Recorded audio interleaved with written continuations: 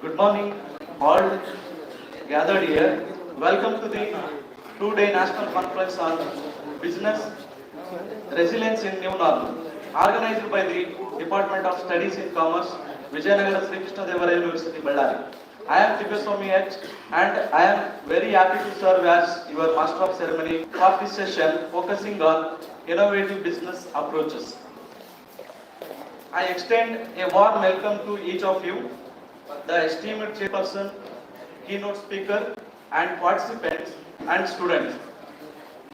I would like to request all our esteemed dignitaries to kindly take their seats on the dais.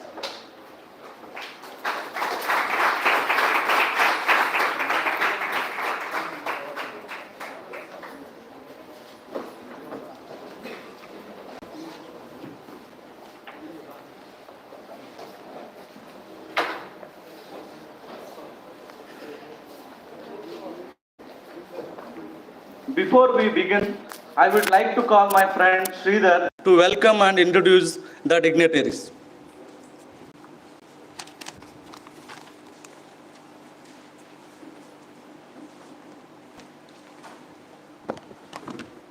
A very good morning to one and all.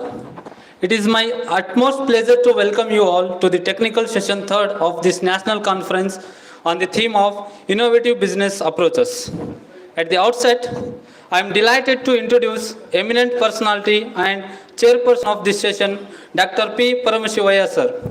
Sir, presently working as a senior professor in the Department of Studies and Research in Commerce, Tumkur University, Tumkur.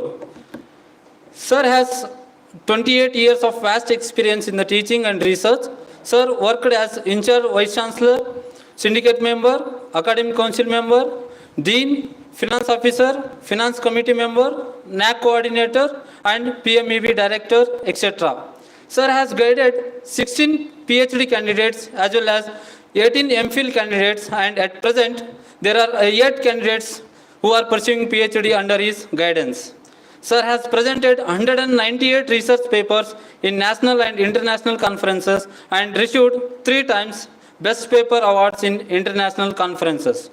Sir has published 16 books, 56 articles in reputed journals, and also published 74 articles in edited books. Sir has chaired many technical sessions in national and international conferences at India and abroad. So with this brief introduction, on the behalf of Department of Commerce and our university, I express a hearty welcome to Dr. P. Paramashivaya sir to this technical session. Sir, we are deeply honored to have you with us today, sir. So now I request Professor Bhiman Gowda sir to welcome Dr. P. Paramashivaya sir with a flower bouquet.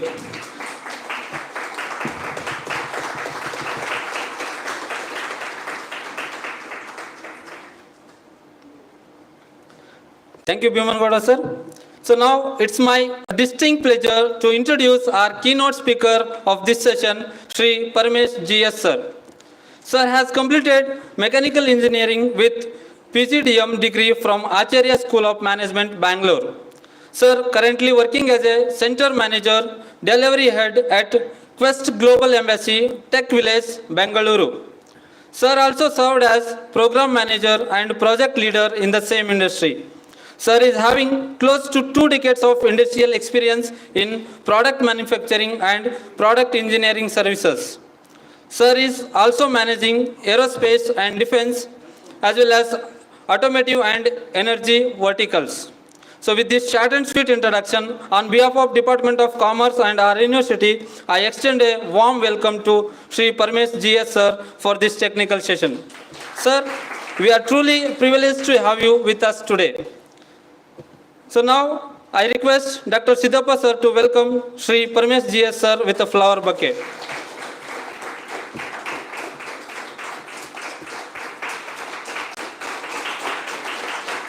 Thank you, Dr. Siddhappa sir.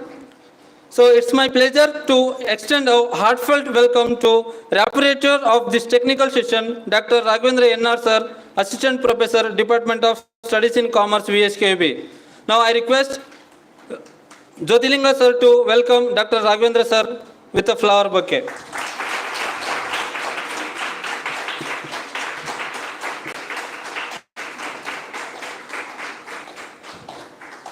Thank you, Dr. Jyotilinga sir.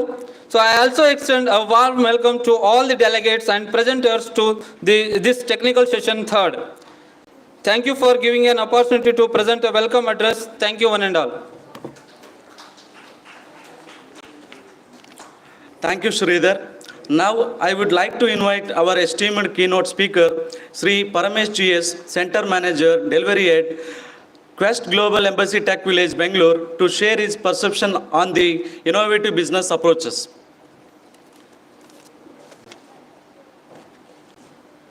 Mike, sir, Mike is there.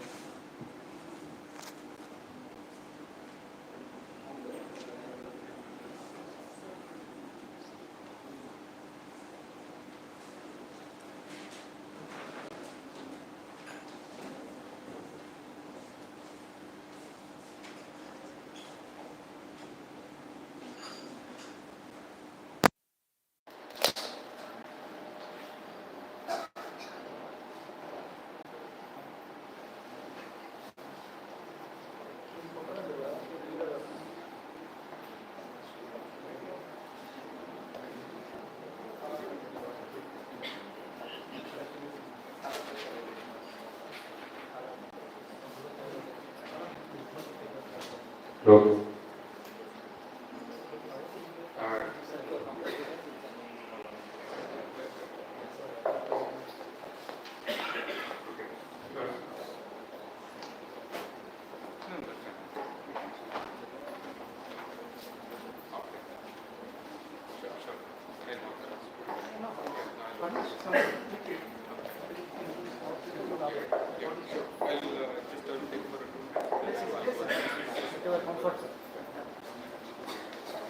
Good morning, all.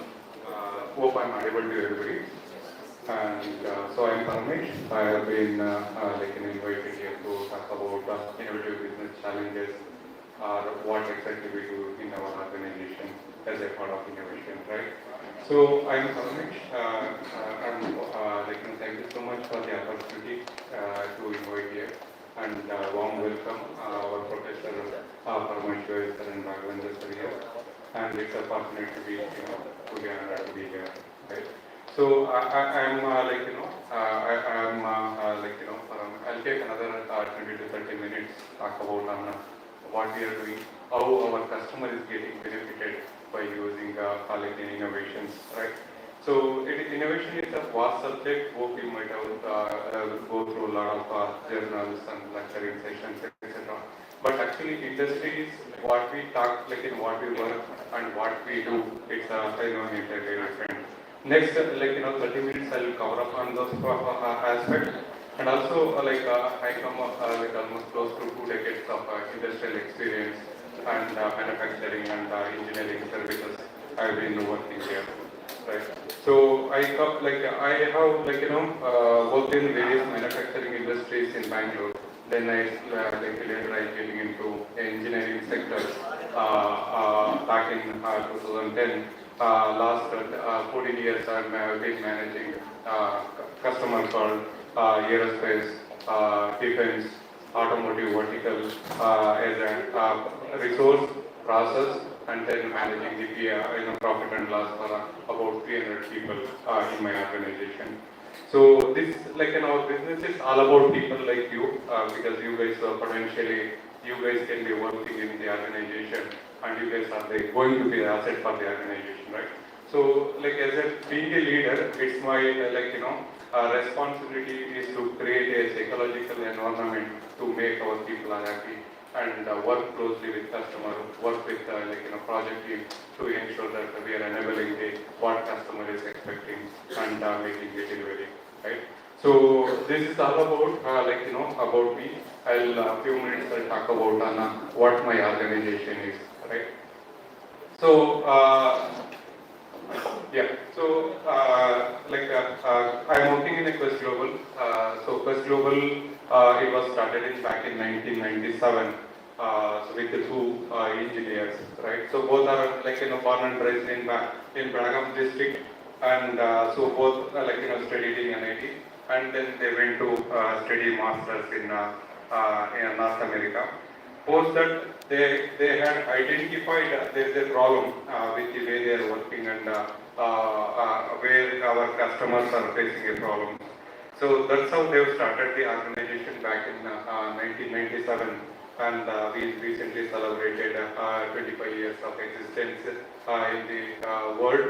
And so currently we are almost close to 18,000 people working in almost 70 different countries, and then more than 60 global delivery centers, and so we've been working. So we are as a Quest Global, we have been as a product engineering service company. We work for various customers to solve the hardcore problem of our customer. So because innovation, it is it is not that just changing the X to Y. It's it's the art of understanding the product, how we can able to understand how our customers, end customers are able to pursue the things. Accordingly, we have to do a lot of process, whether in terms of design, analysis, or manufacturability, or post analysis, we have to do it, right? So as a Quest, we've been working for various industry semiconductor, high-tech, automotive, medical device, and aerospace, energy, and drive. So with that, so we have been working for across globe, and so innovation. So what it means for working in the corporate world, right? So everywhere we talk about the on the innovation trend, because without invention, so you might have seen that earlier we were using landline phone. and now everybody has a smartphone. That means era is changing, and we need to keep adapting, and we have to work towards how we can able to as the world is changing, we have to adapt our adaptability towards the new technology and era as well. So how we are going to do that innovation? So we have the common forum called TEG, that's called Technology Excellence Team. So whether we receive any communications or hardest customer problem or whatever facing at the end. So that means we receive any problem state from the in any mode of whether it's from customer side, our customer or their customer or our internal employee who are working, or it's a product which are there in the market where they are finding difficulties, and or if it during manufacturing stage or in supply chain or in process. Any mode of communicate, trust, facing some challenges in terms of the cost, in terms of the how it can be impacting on the their user adaptability. Those information we are going to give it, and then we are getting into the further analysis. So, when we do any innovation or continuous improvements or any activity, right? So, we typically, before we get into any of the activity, we ensure that we are recording each and every information, because that will give us a lot of, problem statement, to analyze, go deeper, to understand what it is, how we can able to take it up to next level, right?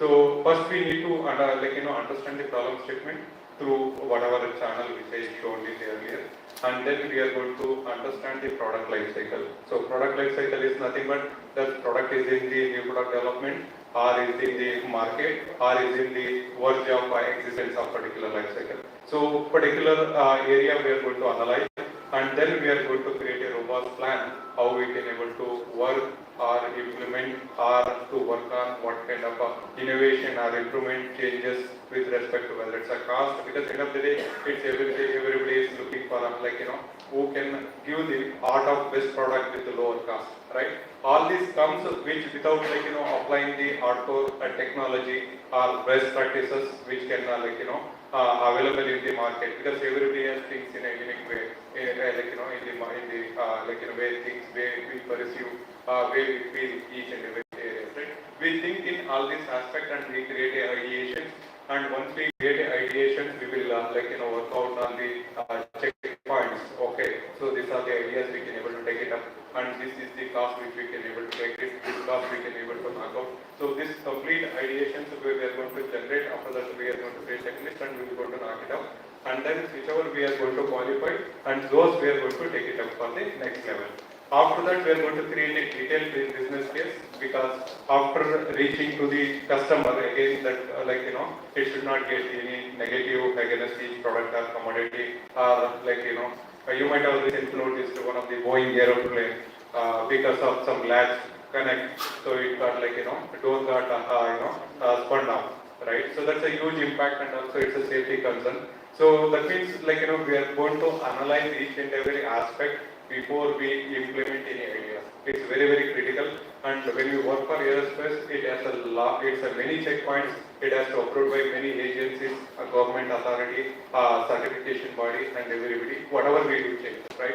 So all this, do that, we have to create a business case. Once we create the business case with analysis report and substantiation report, only then we are going to call for the CFP meeting. Nothing but cross-functional team. Who are in that cross-functional team? There will be multidisciplinary team who are expertise on individual areas. And we call up, we are going to talk to them, we are going to present them that what is the case we have analyzed, what are the solutions, possible solutions we are arriving, and what are the value additions we are going to bring in, and what is the total savings we are going to do it for our customer, and what is the innovative solutions we are going to customer. So all we are going to discuss in the CFP meeting, and then with their approval we are going to submit to the customer for the, their realizations and approval. So this is the typical process we do it. And to do that, we need an integrated capability team. So as I mentioned, we need a core team, like whether it's a people from design, manufacturing, supply chain, sourcing, or think out of the box, who can able to give innovative solution. So that means all the people, we are going to involve them, and we are going to create a solution for it, and we are going to take it as a substantiation report and business case, and then we are going to forward it for the next level. Next slide. So this CFP team, so these illustrations we have captured here. So any of the product what we call what we do. So each and every product there will be multidisciplinary team, and in that multidisciplinary team there will be COE, we call it Center of Competency. In that competency we are going to build it each and every minute level. We are going to build that and work towards saying that the particular person who is going to work on that, he is going to ensure that he is well aware and well do product knowledge, process knowledge, and manufacturing knowledge, and combining that so this is create the matrix, and then we are going to analyze that what and all commodity we are going to pick it, what and all we are going to target to reduce the cost, what extent we are able to reduce without impacting on safety, and what is the life cycle of the part. So we use there are so many technologies changing. Technologies we are using, because those technologies will give you a lot of analytics data and a lot of information to analyze the data and come up with the solutions. This is just illustrations of how as a CFP team works and enables the process. And so outcome, what we are going to do, so an outcome is we are going to provide the state-of-the-art product solution to our customer, where our customer is can go to the end customer and releasing the product, and also eliminate a lot of cost non-value-added activity throughout the journey. So because at the end of the day, cost is cost, whether we we pay it from our pocket or our customer pay it, right? So end of the day, so we have to see that how we can able to eliminate each and every cost in aspect of the complete throughout the journey of the particular part. And also in this customer satisfaction, the key that's once we create a wow factor, and automatically so that will get a satisfaction, and that will get a in terms of sales increase, or word of creating the product, and it's increase of their product visibility, etc.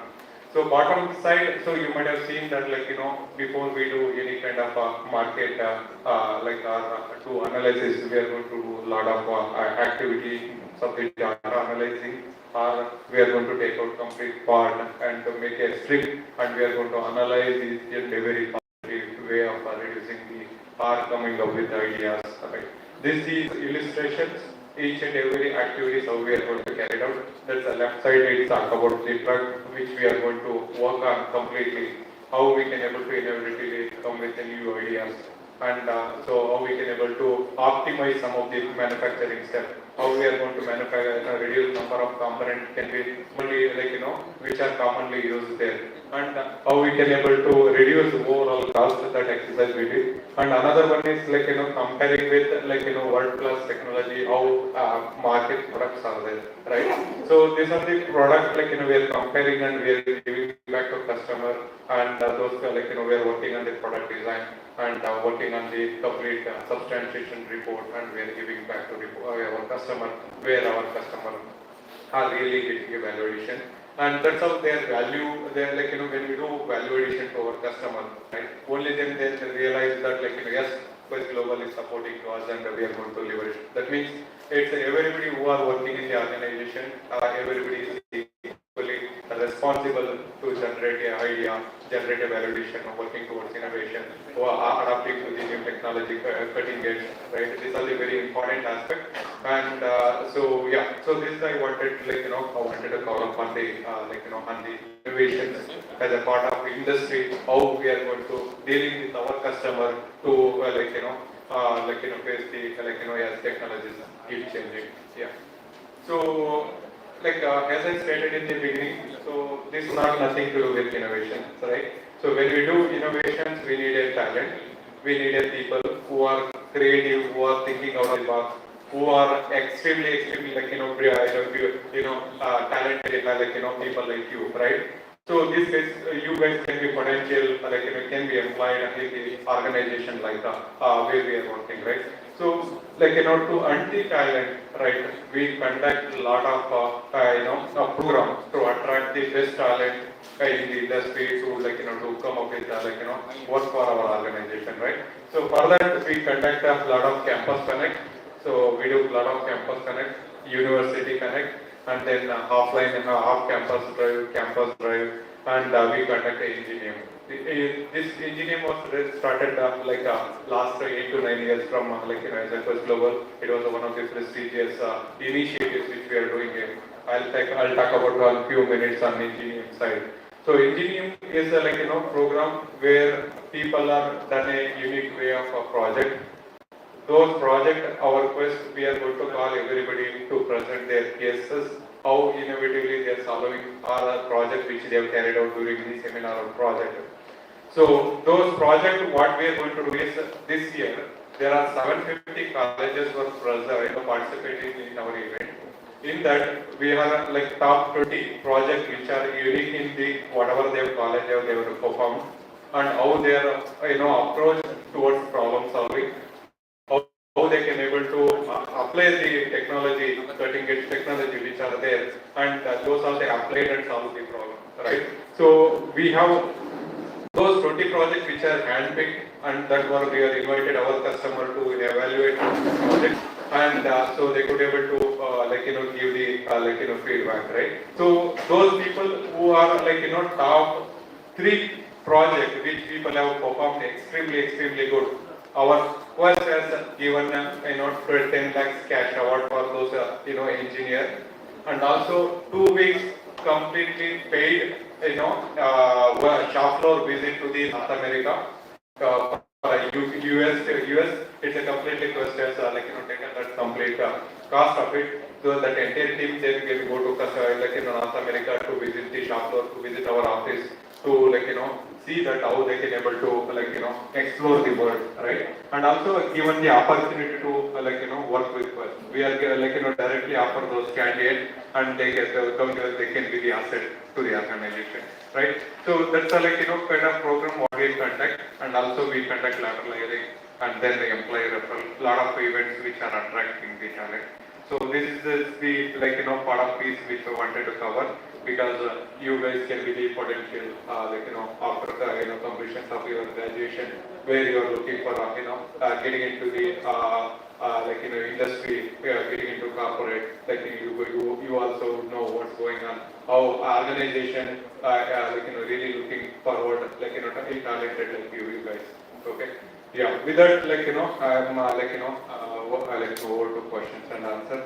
If there is any questions, I'm happy to take.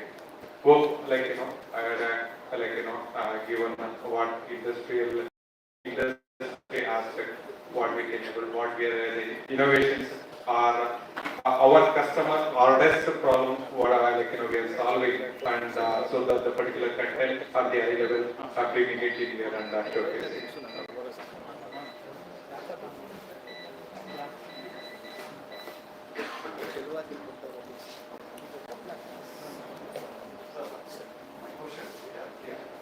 What are the challenges or problems you have faced pre and post COVID period? Yeah, it's truly it's a great question according to me, because I have been in the COVID time, so I've been working in same organization. So that pandemic, we were not exposed to working away from office. We never we never had an option, right? So this COVID did impact a lot, and a lot of people we lost during the pandemic, to be frank. So because of that's how it is. And later time, so we had ensure that we have a contingency plan, and we have a plan kind of immediate risk mitigation plan. So during that stage, we have immediately shift required asset for performing day-to-day activities. We have make sure that we are provided all the required asset to the employees home, where they are located and along with internet facility, and where they can able to perform their activity without impacting their travel, because traveling there's a lot of restriction, we can't go out, and we have seen lot of issues during the time. So, however, we are 95 to 96% we have given the complete asset to their home to make sure that they have set up their required infrastructure where we are working at our office, and then we are able to perform their work at their office.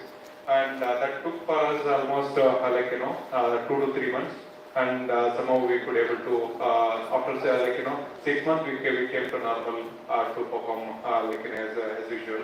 And right now we started working in a hybrid model. Hybrid model means 3 days in office, 2 days working. And considering that, yes, that made us to think out of the box and give us the flexibility. Now we are very flexible in terms of the working. But I would say that people working at home remotely and working at office, there are two different aspects.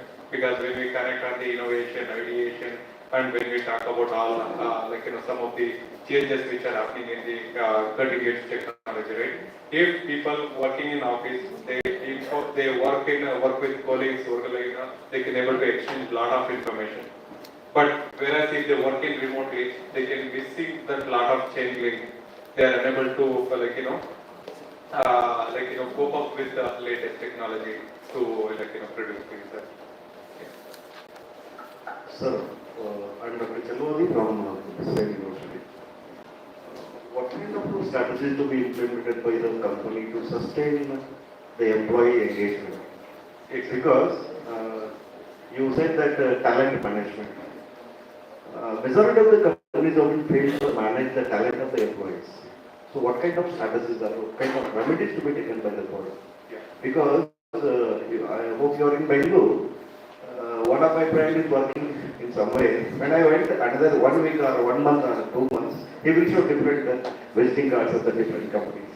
I mean, the employees are shifting from company to company. Yeah. I don't know what kind, I don't know the reason exactly. I mean that, though they are talent, retaining employee, particularly talent employee is very difficult. What's your suggestion? Yeah.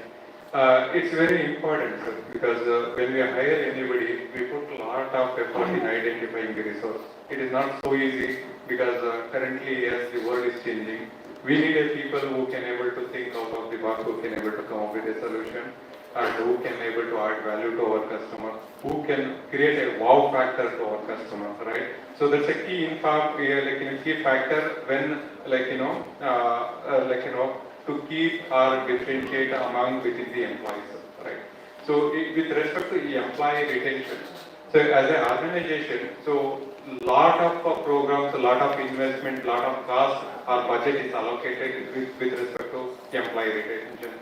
So because of this destructive during COVID, it lot of people are working isolated areas, like working from remotely, working from home. So they will unable to connect to the what exactly going on in the on the market, and also they are unable to adjust to the what the organization is expect, right? So these are the things some of the people, as you said, that they will be in one organization today, tomorrow is another organization. See, I am with Quest almost 14 years now, right now. I have started as a senior engineer in the beginning of my career. Right now I am handling almost 300 plus people and heading almost $78 million business right now in India, in Bangalore, right? So that means it did not happen overnight or over weeks or months. It happened over over a period of more than 8 to 10 years of hard of effort, dedications, and a commitment to the organization that made us to realize, right? Unless if they don't have the core value of integrity, trust, entrepreneur skill, and then core value to the organization, what organization expect. Without that, they will not be able to succeed. Organization, to be frank, still I am my program. I am still another 100 to 150 people. I am still expecting to hire in next 2 to 3 weeks, the next 2 to 3 months, right? Still, I am unable to get the right talent to onboard to our program because, as you said, that people are today here, tomorrow there. Those keep changing the job, they will not be able to understand the underneath of the what is the hardcore technical expectation from the organization. So they will not go deeper. They will be on the island, they will say that they will be there for a couple of days, and they will say that for understanding the organization, they will take 3 to 4 months or 6 months, and then they have to start delivering. And by the time if they are unable to adjust, they will move to another organization where they are getting a multiple offer, because it is remote working, and they will sitting at home and they will attend a multiple interview, but without knowing the core expectations of that one. So that's the other fact. So talent retentions and the talent management, we have a dedicated team, and so where we are working a lot of retention and employee connect and regular manager connect and regular leaders connect and talking to them. And we have a program called Real, so where our employee can go there and if they require some kind of counselation is required, they can able to do, because we do a lot of connects in that session, so that our employee should not disengage from the organization. So considering that, to retaining talent, because especially in the engineering industry, people is the utmost, it's a people business. If they don't have people, no business, right? So it's being in the business, so we are taking care of utmost critical and priority to retaining our employee, attracting the talent, this talent, and also to to take care of their salary and other things. We do as much as possible to retain them.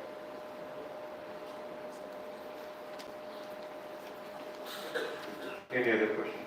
Yeah.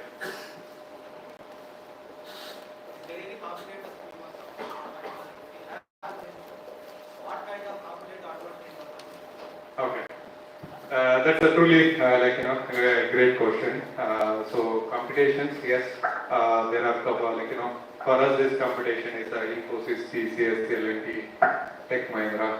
Alright. So there are big players, and if you take TCS, there are Tata brand, and they they have their own product. Tata Group they are working on. As a quest, we don't have our own product. Alright. We have been competing with our customer. Competing with our competitor to make as a unique way of problem solving, right? When we are when we are there in the competitions, when we do it differently, when you do value additions to our customer, only then it recognizes us, right? If you do that, hey, everybody coming to college, I'll also come to college, right? There won't be any differences. If you are coming to college and if your one is studying, scoring out of out, that's one. And second one is, other than scoring on the out of out, what else you can do to accomplish, wow, creating a wow factor in your professor, right? That is the wow factor we have to create to our customer, other than what they give to us. What value addition we want to give it to our customer. What and all the innovations we can bring in, and how we can able to, our customer can solve their hardest problem, right? Those are the key factors made us to work towards to improve those, and exist in the in the era, and competing our competitor, and ahead of creating a centenary organization. That's our CEO motto. So we are working towards to make a centenary organization. It required lot of effort, plan, and also we have to create a differentiator among our competitions, right? So that's we have it, and that's why we are competing, and we are existing last 25 years in the market. Thank you.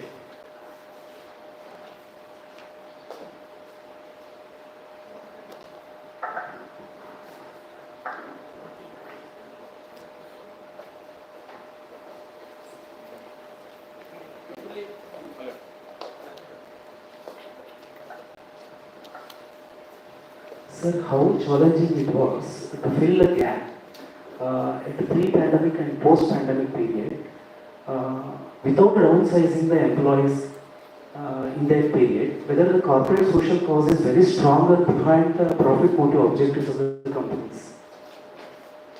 If I understand your question, that means the post-pandemic to right now, how changes we are going to make it in terms of the downsizing the employees, right? Is Yes. that Yes, sir. No, without downsizing the employees in pre and post pandemic period, the corporates are running. Whether the social cause of corporates is very stronger behind the profit motive at that period. This is what my question, sir. I want to ask. So, see, when for example, if you are very stronger in terms of your financially, you can buy a car, or you can build a home, or you can you can sponsor some lunch to your colleagues or friend, right? When you don't have money, you are unable to do all these things.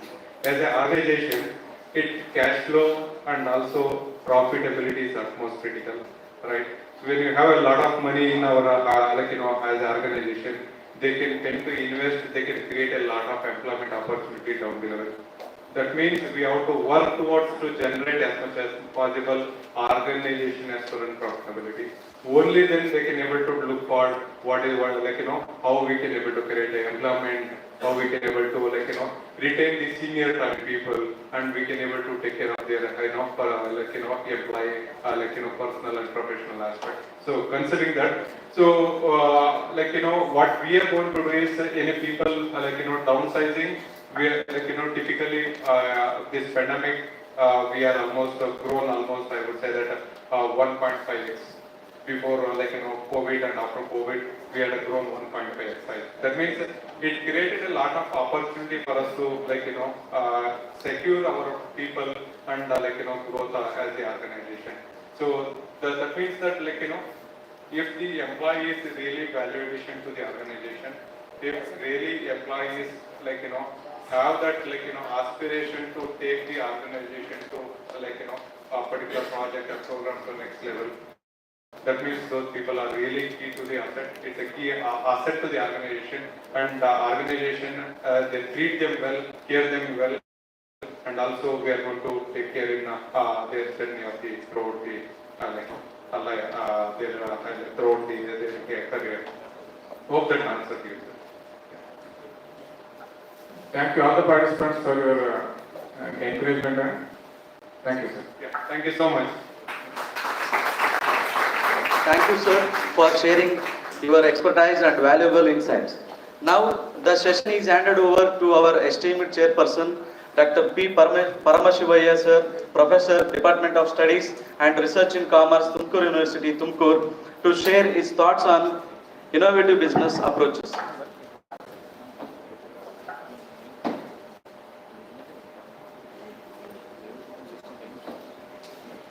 Very good morning to all of you. Respected Professor and new Chairman of the Department, Professor Limanigoda and Finance Officer, and also CMA Jiran Basha sir, and also Siddhappa, Vadavendra, Mubarak, Chelwadi, Ravi, Meghraj, and all other faculty members, Veena and all other student friends. Today it is already Parmesh is discussed about innovation models, how the business is going to sustain in the long run, because the present challenges of the higher education is to keep the students for 2 hours in the classroom is the biggest challenge. To keep the students in the classroom for 2 hours is the biggest challenge. We are having 144 crore population and 116 crores people are using the internet. Out of 116 crores, 38 crores belong to less than 30 years. They are using more than 16 hours per day. Class is going on, you are using the social media. India, 40 crores are using the social media. 40 crore people are using the social media. 86% of the global digital transactions takes place in India, and we are going to take transactions of 14 crores transactions per day. And India is becoming one of the very dynamic country because internet is becoming cheap now. Yesterday's luxuries are converted into today's necessities. Today's newspaper will become tomorrow's waste papers. So unless and until we are going to equip with the knowledge of the things, we say in management, strong man creates opportunity, weak man waits for opportunity. So that is the reason the challenges of the innovation business models, because when we take the example in Bangalore, just I will give a nutshell of the example. 46,000 people order food on Zomato and Swiggy on Sunday every week. 46,000 bookings is taken place on Zomato and Swiggy in Bangalore. So Parmesh is highlighted how the global business models are going to take place. Maybe if we don't have time to prepare the food, it's a different issue. So this is the challenge of change the business models are becoming, which is going to take place.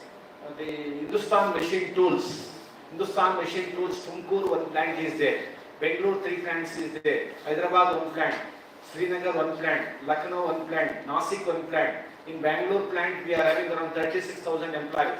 Tumkur plant, very near to our residence, 80,000 employees.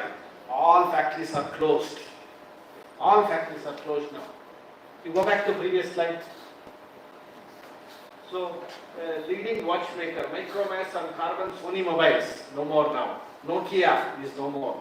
Innovative business models are becoming order of the day. When we are recently, maybe 2 years back, I received one thesis from the Ballari University from Bhimanagoda, or maybe other things.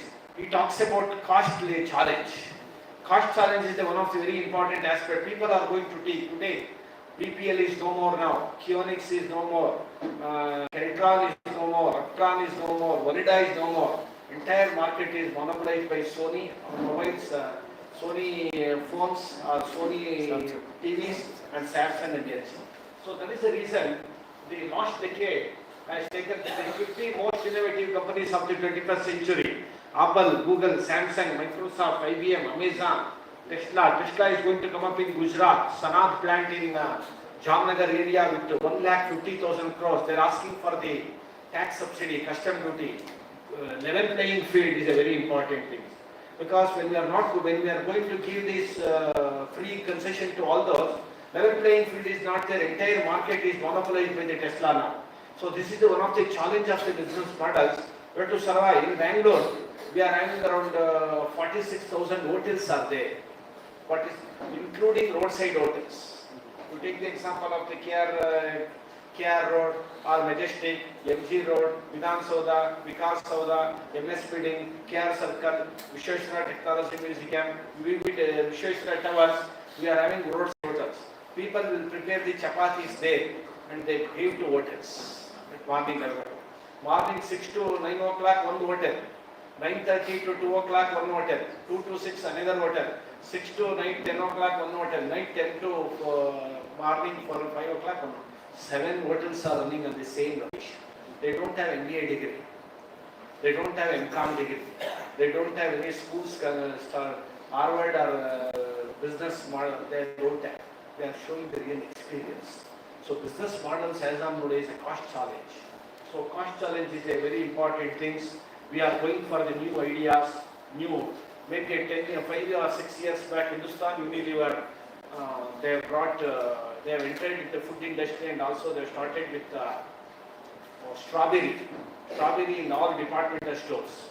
All departmental stores, strawberry market start model. People are not purchasing the strawberry.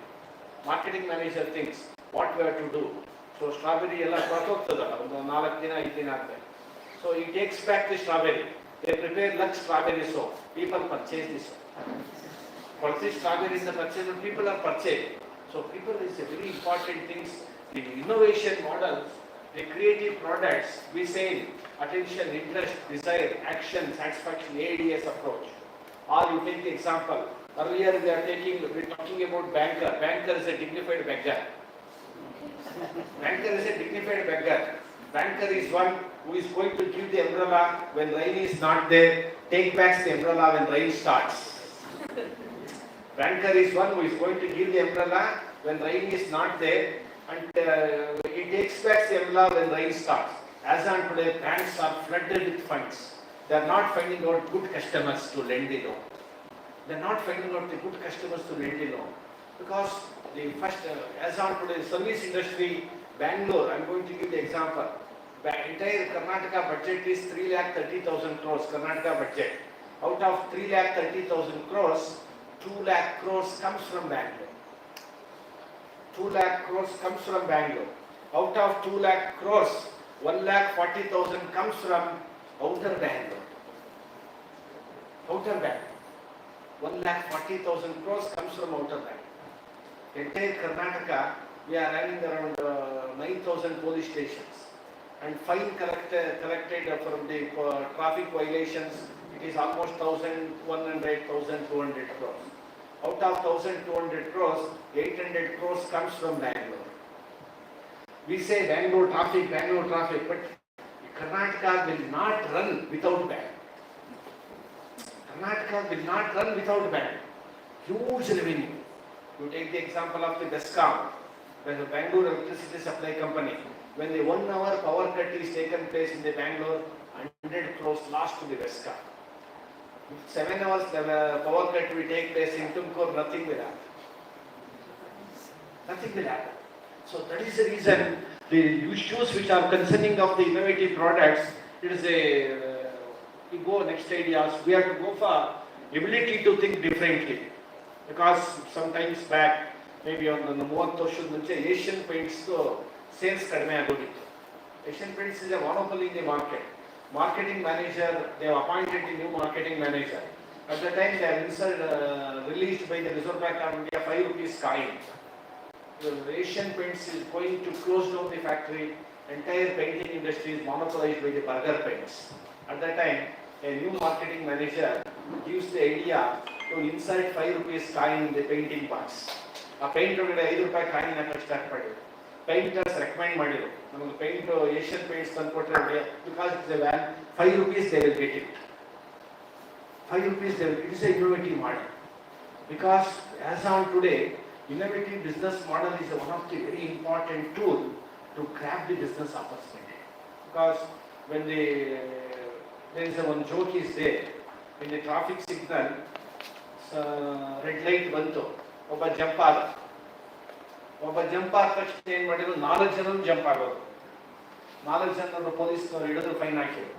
ಅವ್ರು ಕೇಳಿದ್ರು, ನಾವು ಮಾತ್ರ fine ಹಾಕ್ಲಿಲ್ಲ, ಮೊದಲೇ ಅವನ marketing agent, ನಮ್ಮ marketing manager. ಅವ್ನು ಹೋದ, ನೀವು ಫಾಲೋ ಮಾಡ್ತೀರಾ ಅಂತ ನಮ್ಮ ಮಾರ್ಕೆಟಿಂಗ್ ಇಟ್ಟಿದ್ದೀವಿ. 4 ಜನಕ್ಕೆ ಫೈನ್ ಹಾಕಿದ್ರು. ನೀವೇನ್ ಫಾಲೋ, ನಿಮ್ಮನ್ನ ನಾವು ಫೈನ್ ಹಾಕಿಲ್ಲ, ಅವ್ನು ನಮ್ಮವನು ಅಲ್ಲ. It's A traffic collection. It's an innovative what these things. Business things are going to happen, various things which is going to take place. Because people are going to ask, everything is new. ಅಂಗಡಿಗೆ ಹೋಗಿ ಅವಾಯ್ chappals purchase ಮಾಡೋಕ್ಕೂ ಹೊಸಾದ್ ಕೊಡಿ ಅಂತ ಮುರಿದು ನೋಡ್ತೀವಿ. ಅದೇ ಈಗ ಮನೆಗೆ ಬಂದ್ರೆ ಮುರಿಯಲ್ಲ, ವಾಪಸ್ ಕೊಡಲ್ಲ. So that is the reason the business, innovative business things are going to be. One of the professor asked pre-pandemic and post-pandemic challenges. Pre-pandemic and post-pandemic is the very biggest issue for the companies to survive in the forest. Maybe a Paytm Bank. Paytm Bank, we are having 2,830 employees in Mumbai. Now they are going to cut down for 50%. 50% cut down, it is going to take place. Because as on today, our student mentality, they cannot listen after half an hour.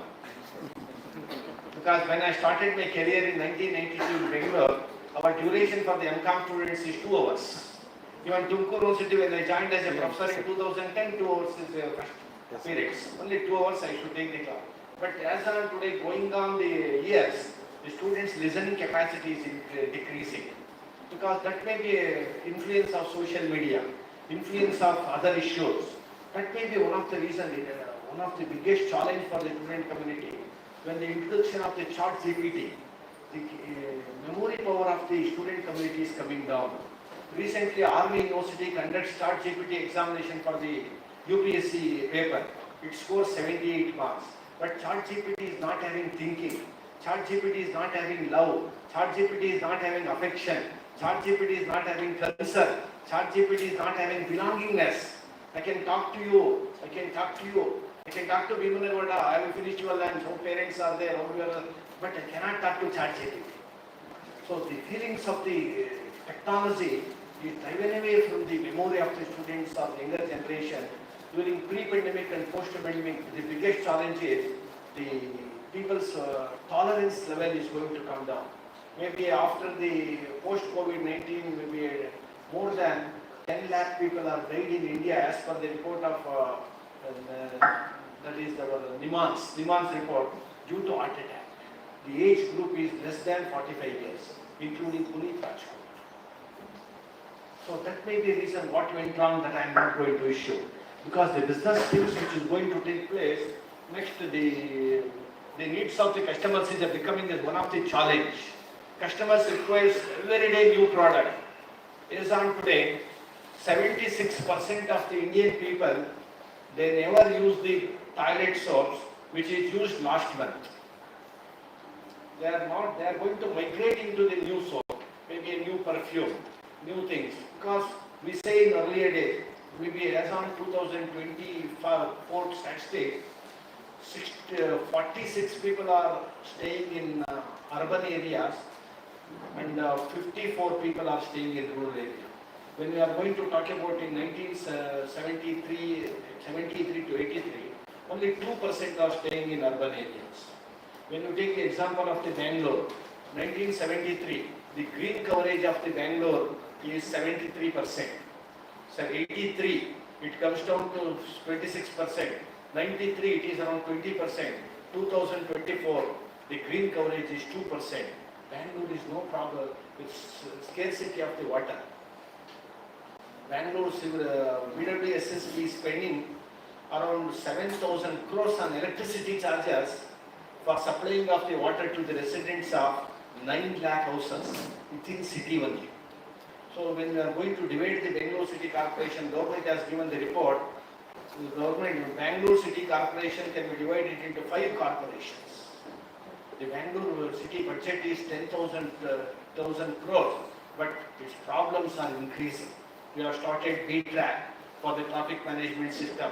We have started separate DCPs for the East, North, South and West Division. No problem is still it is flowering into the things which is going to take place. So that may be one of the reasons. The innovative business models, what we are going to develop, it is sustainability is the biggest problem, eco-friendly. Sustainability challenges are becoming complex issues in the 21st century and how they are going to manage, because another 10 years, the present designation jobs will not be there.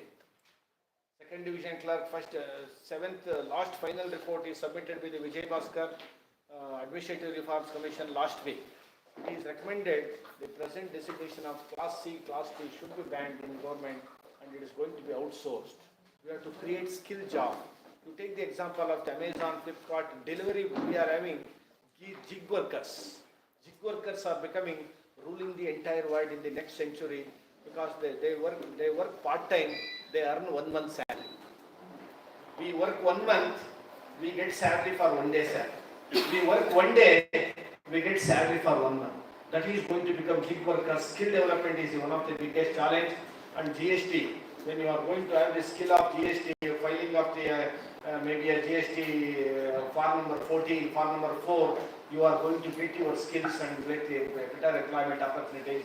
The business things which are going to take place is one of the biggest challenge. And this is the session for the interactive session for the student community to get more knowledge for the interaction, because you are in the first and third semester, you are going to prepare the report for the fourth semester. When you get more knowledge for the presentation of your dissertation and 2 days conference, will give a throw light on your getting the knowledge and getting the experience of the industry and academia collaboration, which is a platform of learning to new heights for success of the things which is going to take place. I am grateful for our Bhimna Gowda and Jilan Bashas continuous. I postponed 14, again I talked to 15. There is a continuous problem. Still, I am grateful to the Ballari University for I studied in Sandur. MCOM. I am grateful to the Ballari University for giving me an opportunity to share my views. I wish you all the best so that your future life will be peaceful, joyful, plentiful, successful, gloriful, resourceful, and also colorful in the future life. Thank you.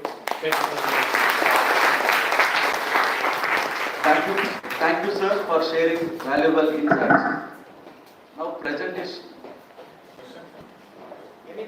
any questions from the audience or the researchers?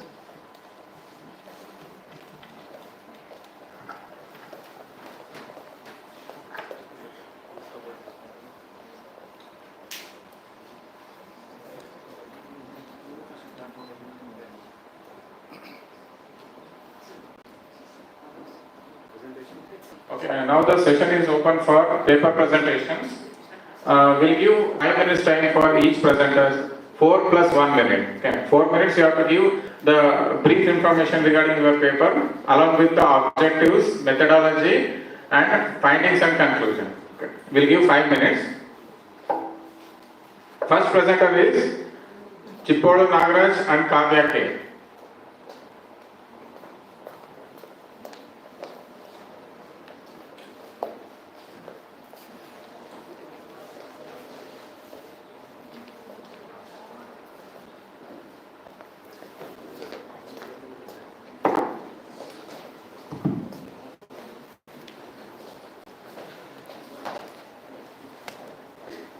Good morning, everyone.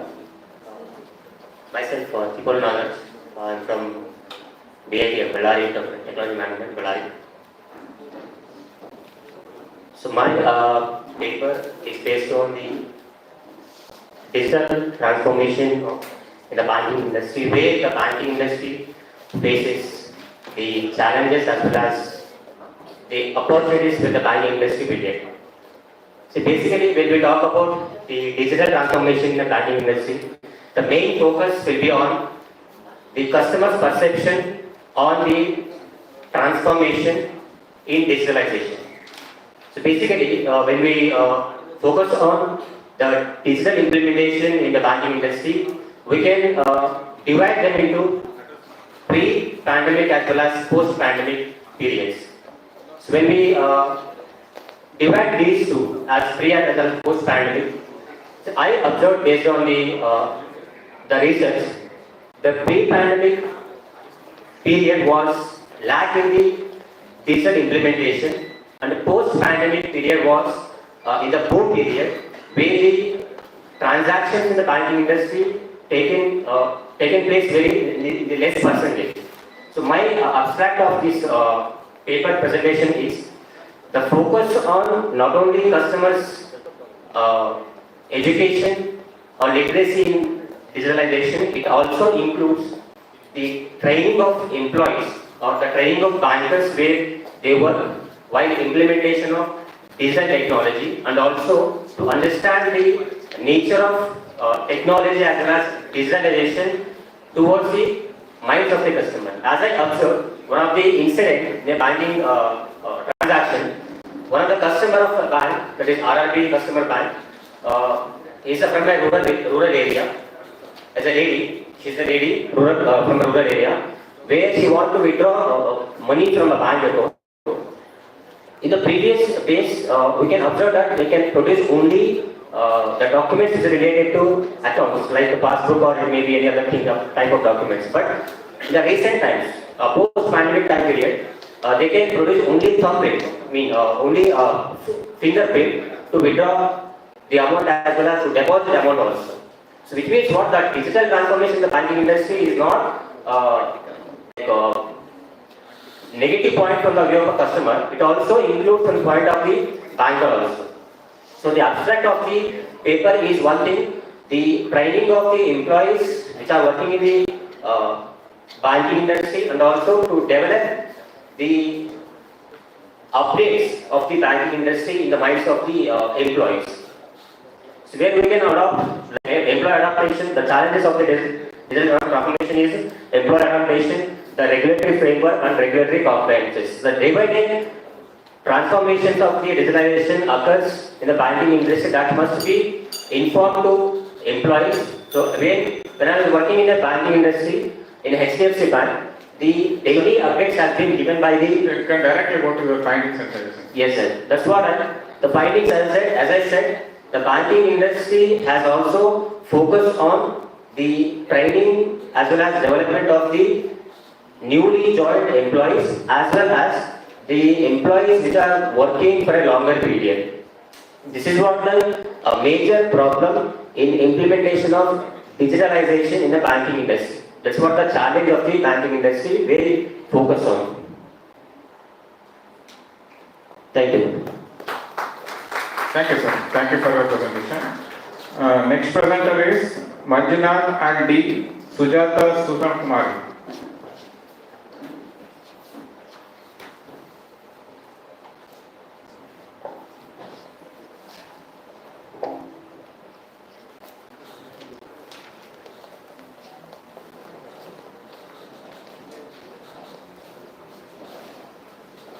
Good morning, everyone. My name is Manjunath and I am from Hunter of Karnataka.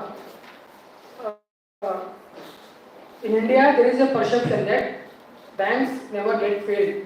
The crisis of 2008 has signified the presence of failure or insolvency in the bank's position, and it led to thinking out of the box to include the ESG practices in its ongoing operations.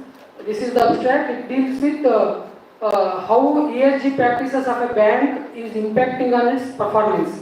It may be operational performance indicated in terms of ROE, market performance indicated in terms of Tobin's Q. The article deals with this is the introduction of this. Next, theoretical framework. There are various researchers that conclude that the ESG practices influences the performance of a bank, and on the other side, there are many researchers concludes that they don't influences the ESG, the performance of a bank. Through that literature review, following hypothesis can be framed. ESG initiatives positively affect the banking sector's performance, operational performance indicated by ROA, financial performance ROE, market performance Tobin's Q.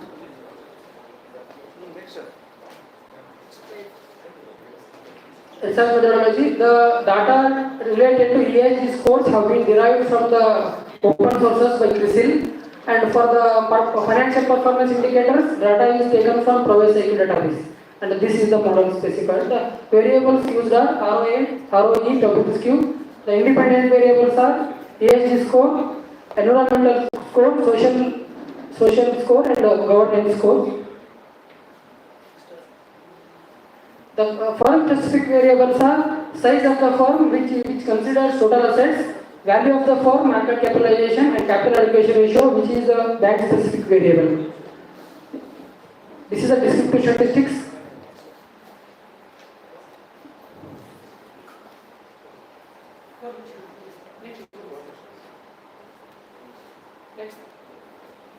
This is a correlation matrix. Pearson correlation matrix indicates that ESG, the overall ESG scores exhibit statistically significant positive correlation with performance indicators at the level of 1%.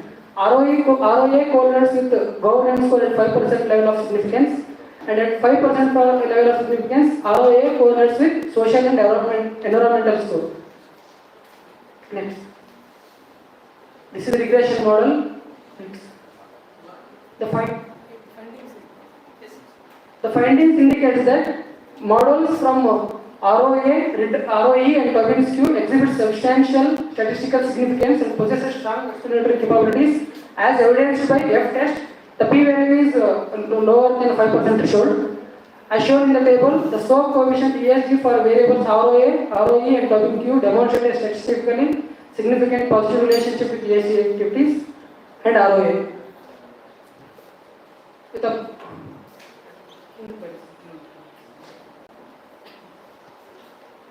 and hypothesis H1 is accepted since ESG scores, ESG initiatives have a positive relationship with H1 ROA, and hypothesis 2 and 3 are rejected since there is no relationship between return on equity and Tobin's Q with ESG performance. Yes.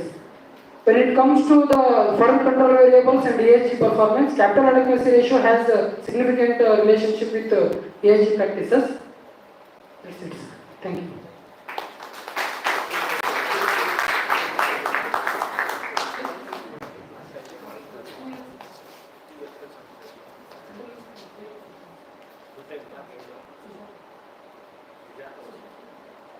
Sir, close purchase, madam.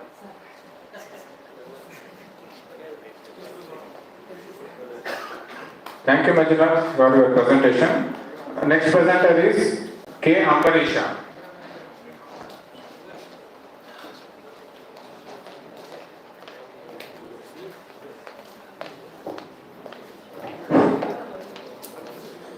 Good morning, Munada. Good morning, sir. Thank you for giving the opportunity. Myself K. Ambarisha. I am studying in Sonia Gandhi B.Ed College, Balavi.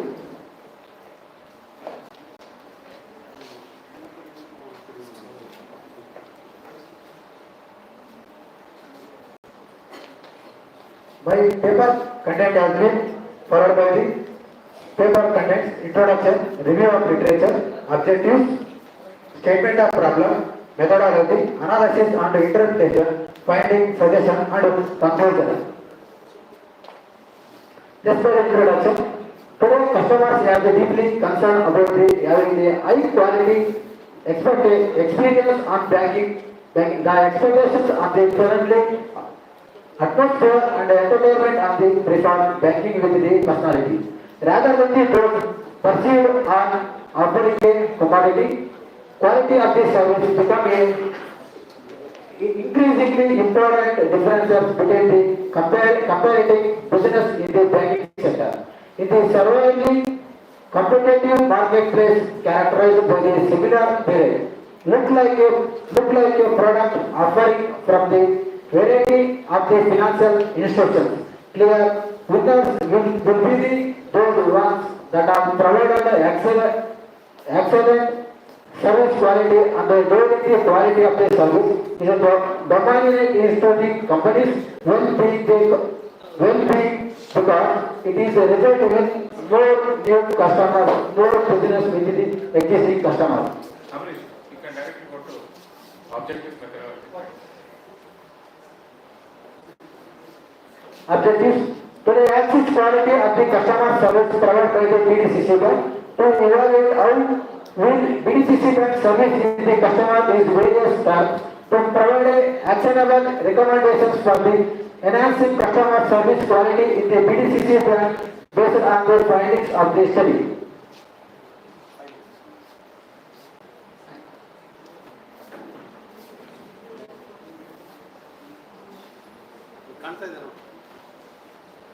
What are the findings?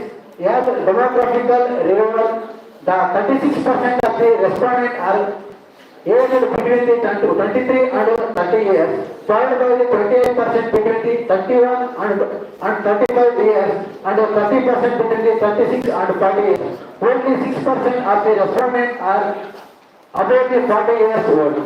Regular educational qualification, 38% of the respondents have undergraduate degrees in 48% of postgraduate qualifications and 14% for the other categories.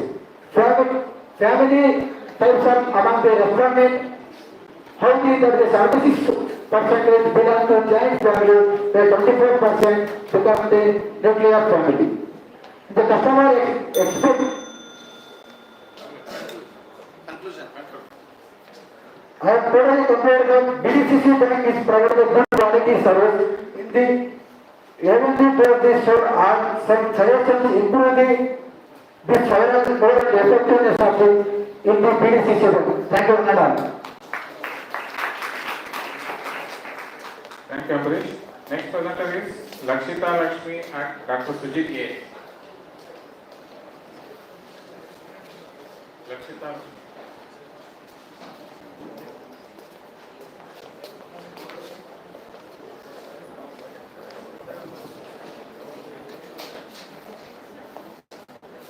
Good morning. Hello. Good morning, respected dignitaries, fellow researchers, and fellow students.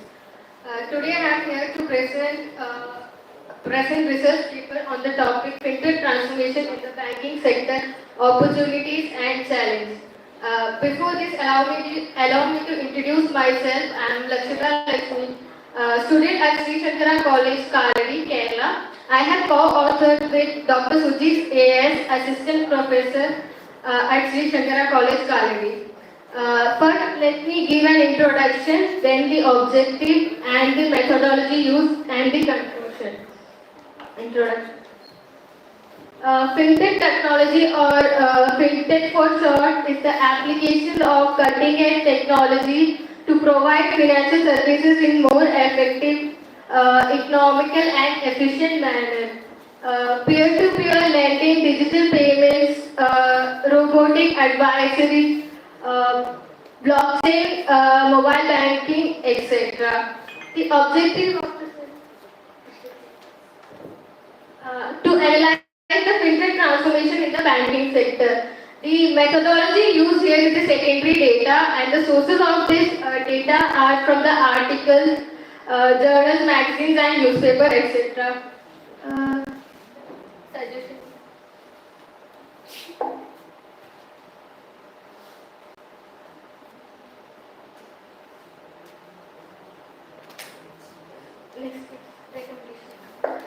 The recommendations from the studies are to embrace the digital transformation, invest in the innovations, foster collaboration, focus on the compliance. And the conclusions are, from this research we can conclude that the financial transformation in the banking sectors has an immense opportunities and also poses major challenges such as cyber security, customer respect, and the regulations by the government or in the society. Thank you. Thank you, Lakshmi. Now we have presented by Amit Kumar Reddy and Dr. Megharaj.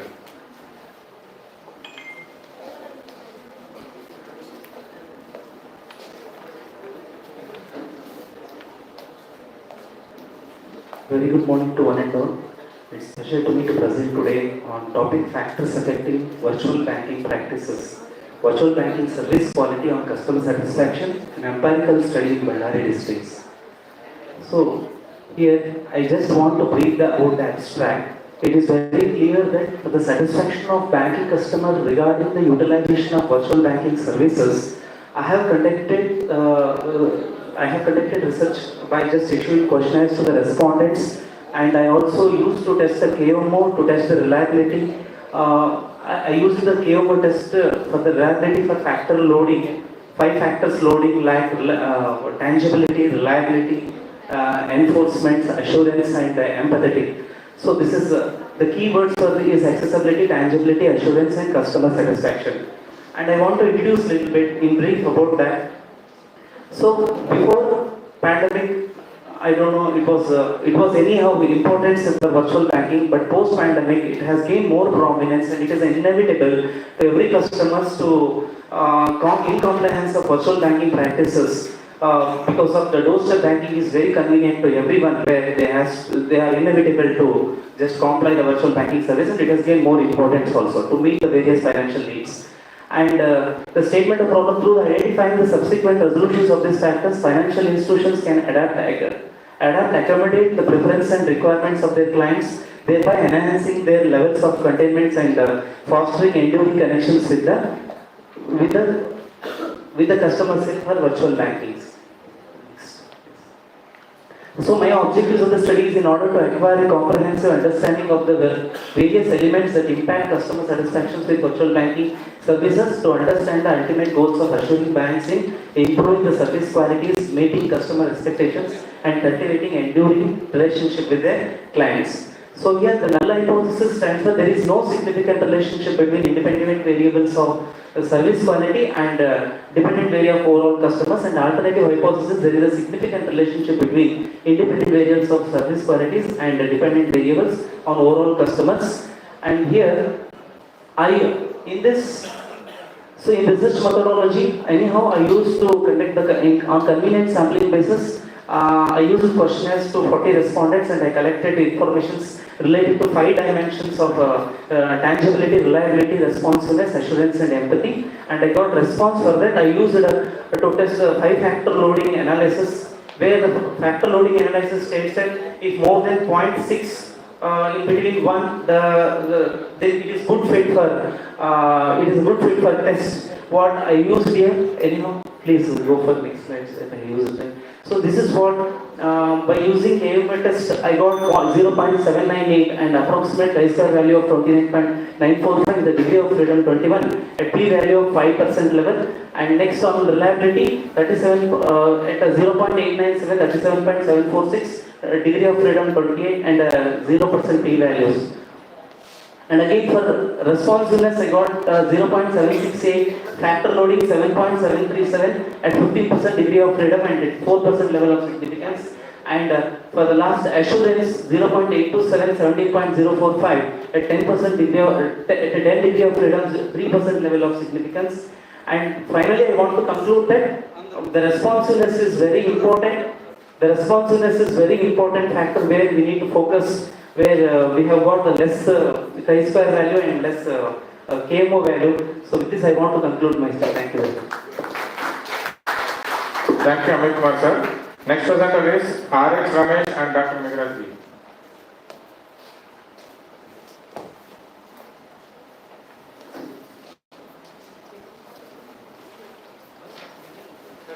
Good morning, all.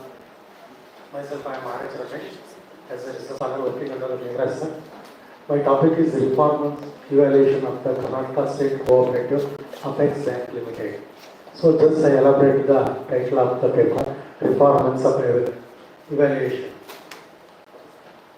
Performance evaluation means the measurement, analysis and interpretation of the financial data on the basis of our statement. So Apex Banks is the state level bank. It is leading all the district cooperative banks. So it is established in 1905 by the Narayan Iyer in the Bangalore level. So the main aim of the Apex Bank is the social responsibility to improve the rural and agricultural development. So far that they are giving the importance to for the agriculture and self-employment. So the paper is based on the secondary data. The data will be collected from the annual reports of the Apex Banks and the websites of the banks and other papers and articles. So I have collected the 5 years data from articles. So I am using the distribution method and moving average ratio.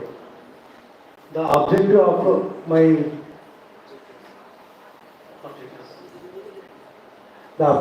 study is the following are the objectives: to study the growth of the Karnataka State Cooperative Apex Bank Limited, to evaluate the performance of Karnataka State Cooperative Apex Bank Limited.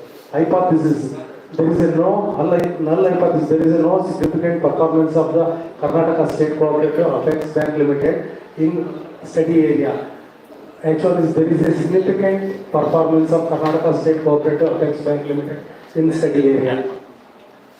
Research methodology: it is totally secondary data. So far that I have collected all the data from the bank websites and annual reports. So far that I am using the descriptive methods and moving average ratios.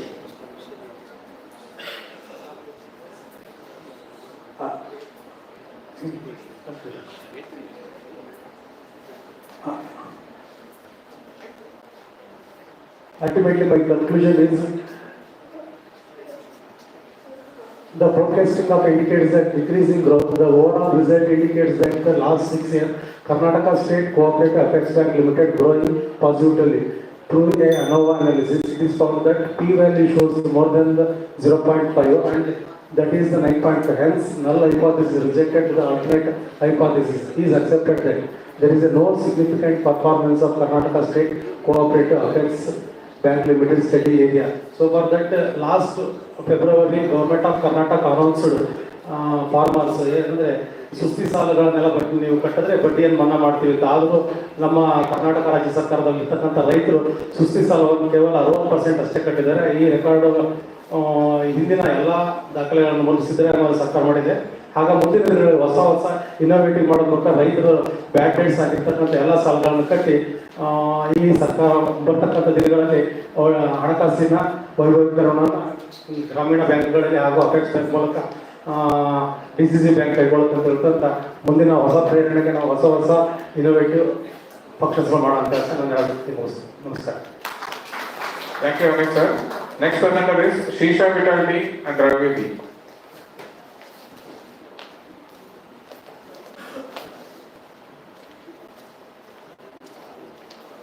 Good morning, one and all. I am Srisha Vitala, research scholar of this university.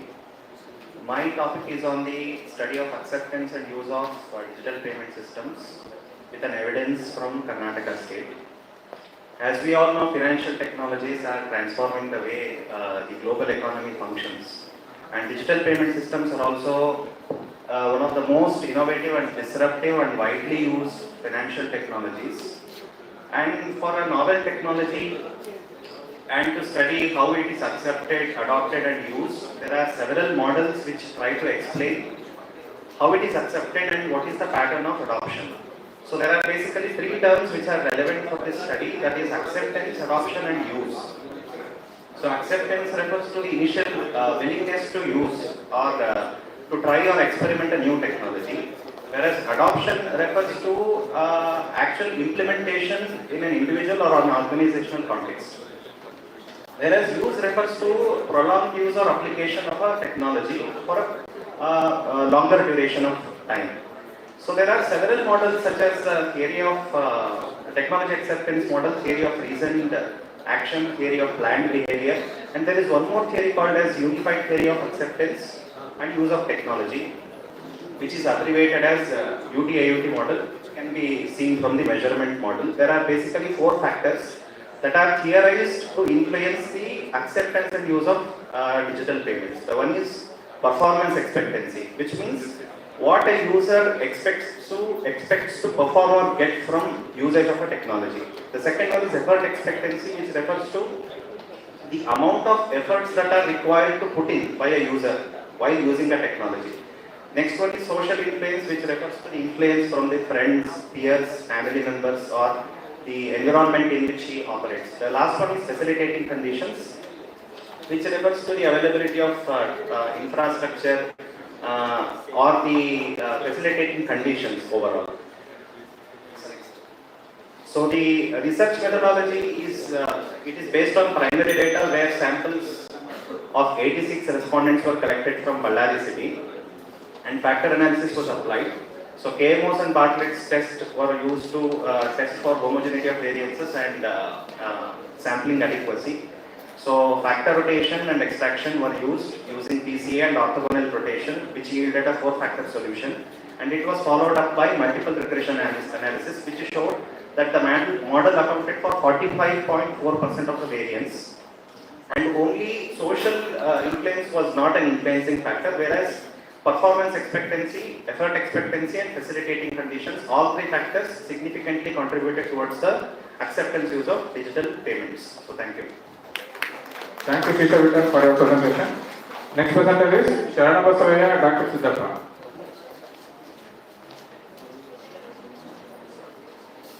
Okay.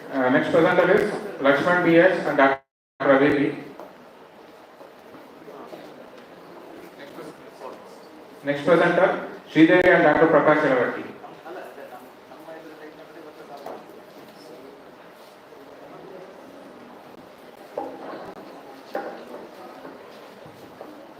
Good morning, one and all. Myself Sridevi, research scholar at this university, and my topic is a comparative study on non-performing assets of SBI and ICICI Bank in India. So at present day, banking sector plays a very important role in the development of our economy. So here, the problem of the banks is to face the NPA. So the banking sector, we have to analyze and we have to understand and we have to analyze the financial position of the bank with the help of NPA. The profitability of NPA declines due to high level of NPA. So if the profitability of banks is high, then there will be the level of NPA is low. If the profitability of banks is low, so there may be a high level of NPA. So banks needs to control and monitor the to reduce the level of NPA by adopting preventive measures. The objectives of the study is to study the NPA level of SBI and ICICI Bank and to compare the NPA of SBI and ICICI Bank and to give appropriate suggestions to reduce the level of NPA in both banks. The methodology, the data collection, this is based on secondary sources. It has been collected from the respective annual reports of SBI and ICICI Bank. The research design, that is descriptive in nature, sampling unit, that is SBI and ICICI Bank, sampling design, that is continuous random sampling. The data analysis used by using tables, graphs and averages, and the study period is taken from 2017 to 2022. So this is about table.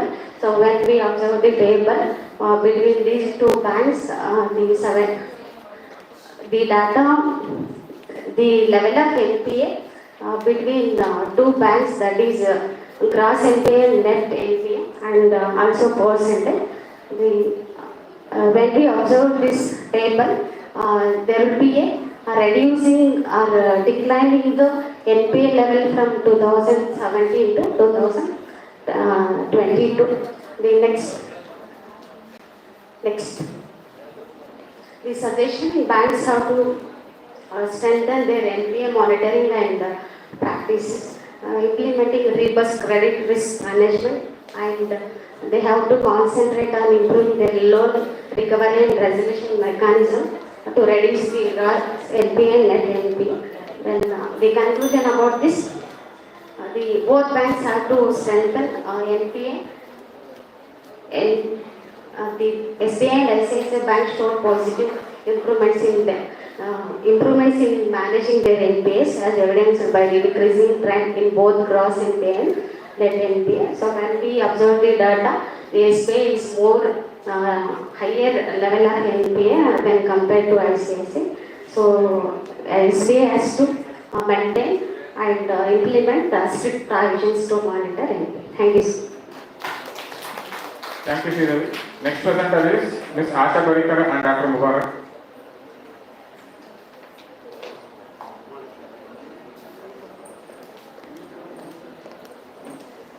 Good morning everyone. I am a research scholar of this university. Today I am going to present the paper on the unveiling the ripple effect, assessing demonetization, impact on profitability in Indians' banking gains. So today the demonetization has an important role in the development of economy. So I have choose this topic. This study has investigated the impact of demonetization on the profitability of State Bank of India and HDFC Bank in India. This is regarding the demonetization has a significant economic policy measure, has gained considerable attention worldwide for its potential to address various economic challenges and promote financial reforms. So next one. So my research paper has addressing these questions: how demonetization impact the profitability ratios of SBI and HDFC Bank. What are the trends in compound annual growth rate and growth of profitability ratios of these banks before and after demonetization? And what are the implications of demonetization on the financial performance of SBI and HDFC Bank? And how do the effects of demonetization differ between SBI and HDFC Bank? What are the factors are to be affected? So next one. So these are the objectives of my study: to assess and impact the demonetization on the profitability of SBI and HDFC Bank in India, and to analyze the trends in CGFA growth rate, profitability ratios of SBI and HDFC, and to evaluate the implication of demonetization on financial performance of both SBI and HDFC Bank. Next one, too. This study adopts a comparative retrospective analysis approach to assess the impact of demonetization on the profitability of State Bank of India and HDFC by comparing the financial data from before and after demonetization period, that is from 2011 to 2016 and 2017 to 2022. Next one. I have selected two banks, that is SBI and HDFC. Next one. Study period from 2011 to 2016 and before demonetization, and after demonetization I have taken from 2017 to 2022 data. And next one. So these are the variables I have used for my study. So that is NPM, NPAM. So these are some variables for calculation of profitability of SBI and HDFC Bank. So next one. This is all about the analysis. Analysis of my paper, and from this only I conclude. Please.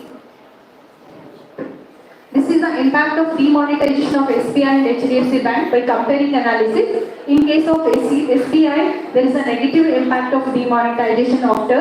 So then HDFC Bank, the mixed impact. So the profitability ratios of SBI Bank, so there are some ratios are negatively impacted, and HDFC Bank is prominently have the profitability ratios in that the profitability metrics. So I want to conclude from this. So while I am comparing with HDFC and SBI Bank performance, the SBI has facing some challenges and opportunities in case of maintaining the profitability, and HDFC has maintained the controlled profitability metrics. So this is all about my presentation. Thank you one and all. Thank you. Next presenter is Dr. Sajjad Payas and Muhammad Rafi.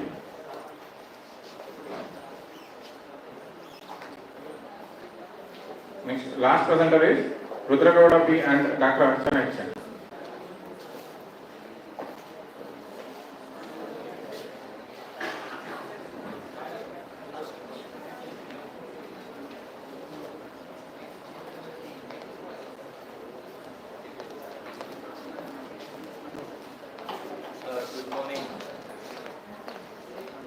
Good morning, one and all who are present here.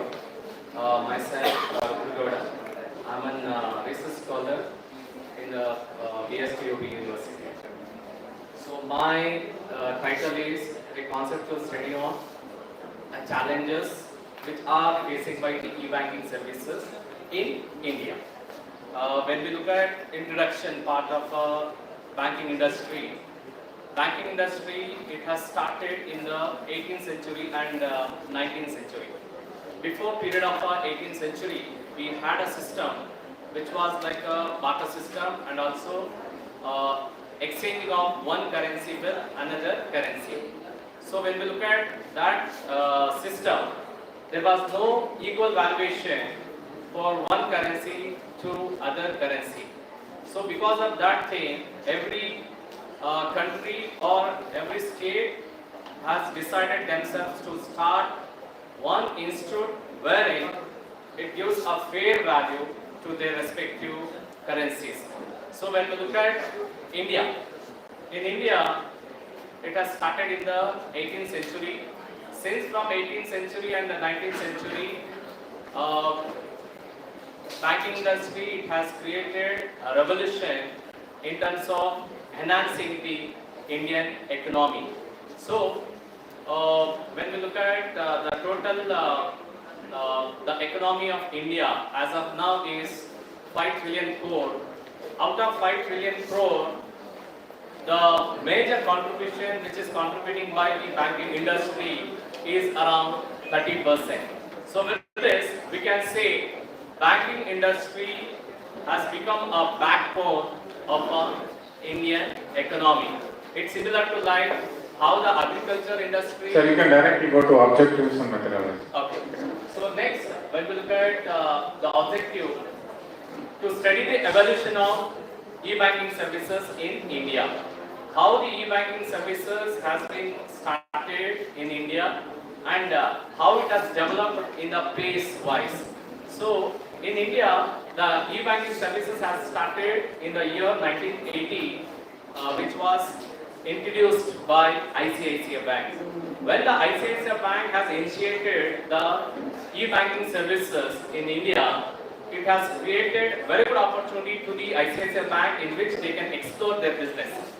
So by looking at ICICI Bank, even other banks also has taken an initiative in which introducing the e-banking services which makes the customers to conduct the transactions easily.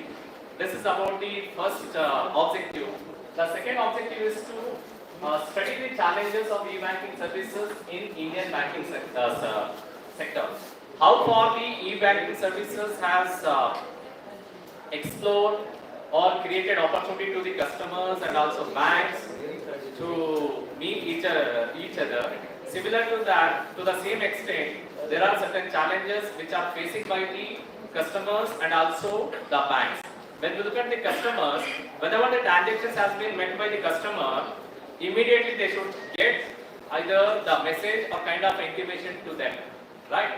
due to some technical mistake or technical error, whatever the message that they're supposed to get on the same day, but they are not getting a message. This is one challenge which is facing by the customers. When we look at the point of view of banks, whatever the services they are giving, there is a possibility in which hacking the money or hacking the fund by the hackers. This is the second objective of the study. The third one is provide a suggestion and conclusion. When we look at my view, based on this study, is that whatever the e-banking services is given by the banking industry, the banks, there is need to take some precautionary measures in which enhancing the banking services, which create a confidence with the customers and also which create awareness among the public. This is my thank you. Thank you, sir. Thank you all the participants for active participation and all the audience. Now it is the time to felicitate our dignitaries, Dr. Paramashivaya sir, Professor, Department of Studies and Research in Commerce, Tumkur University, Tumkur. Please join all the faculty members of our department on this occasion.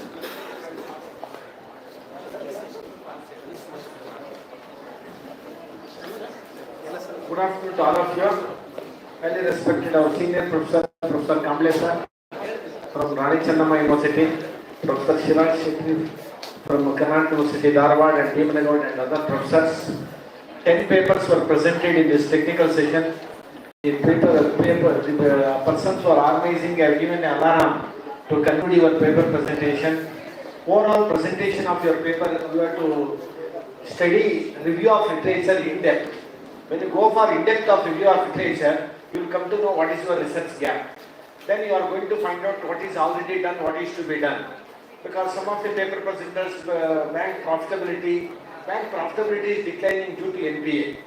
Because 3% of the people are keeping 50% of the wealth in India, 50% of the people are keeping 3% of the wealth. So that may be a reason. You have to go for in-depth analysis of the data, you will come to know what is going on in the banking sector.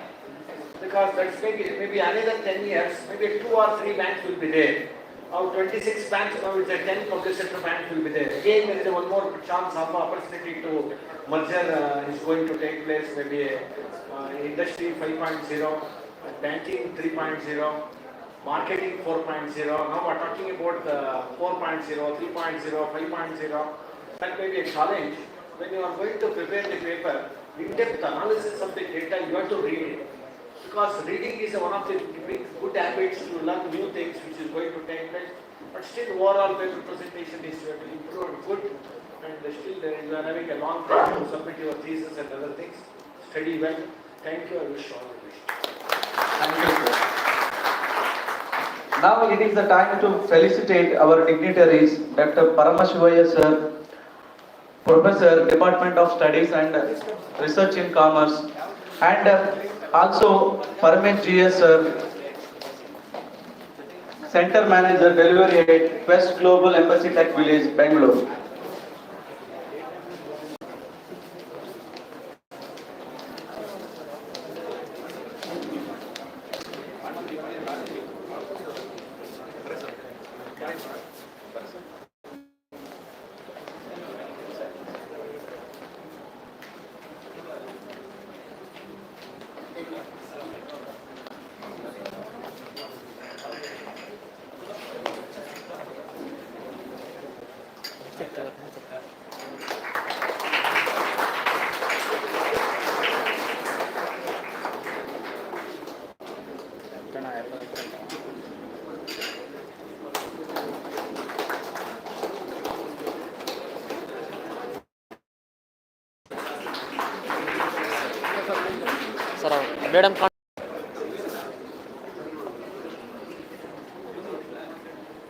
Madam ಕಾಣಿಸ್ತೀರಾ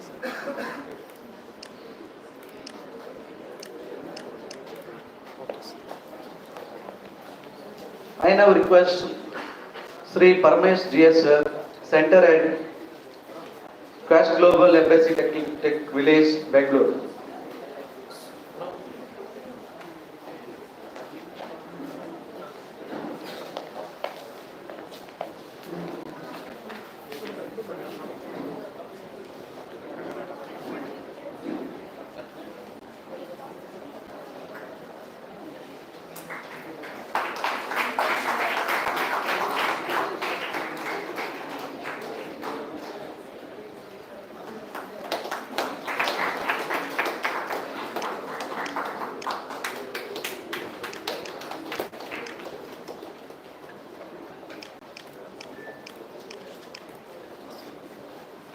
I now request Dr. Raghavendra NR sir,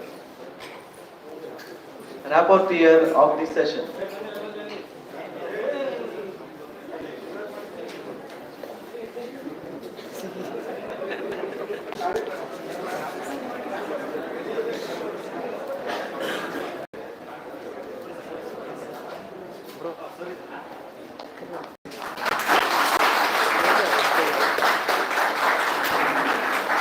battery low गया था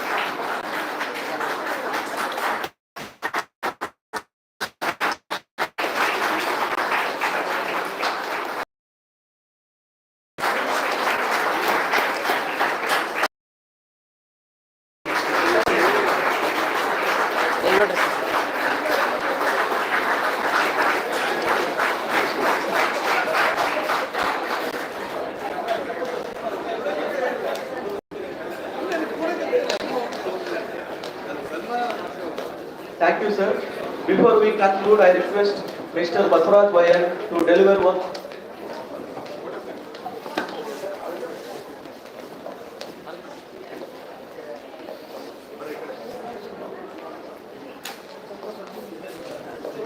Before we conclude, I request Mr. Basaraj Vayan to deliver the vote of thanks. Yes, good afternoon to everyone. I am Basuraj, race scholar, Department of Commerce. On this wonderful time, I would like to propose vote of thanks on behalf of Department of Commerce, VSK University, Bellary, to the chairperson of Dr. P. Paramashivaya sir, Professor, Department of Commerce, Tumkur University, Tumkur, and also alumni of Peace Center Nandiali sir. Thank you for your honor and this session with inspirational thought, as well as we will cultivate the advice in our research, and thank you for your valuable presence. And I extend my gratitude Sri Parmeshwar GS Note Speaker, Center of Manager, Quest Embassy Tech Village, Bangalore, and thank you for the motivating. And I express the heartfelt thanks to Dr. Raghavendra sir, the rapporteur of Technical Session 3, Assistant Professor, Department of Commerce. And my sincere thanks to Professor Ajilam Basha sir and Professor Bhimagowda sir, and also Department of the faculties of Department of Commerce, VSK University, Bellary. And it's my immense pleasure to thanks to all the faculties of Department of the presenters, as well as the participants and research scholars, and also the students and my dear friends. And also once again, thank you for all the present here.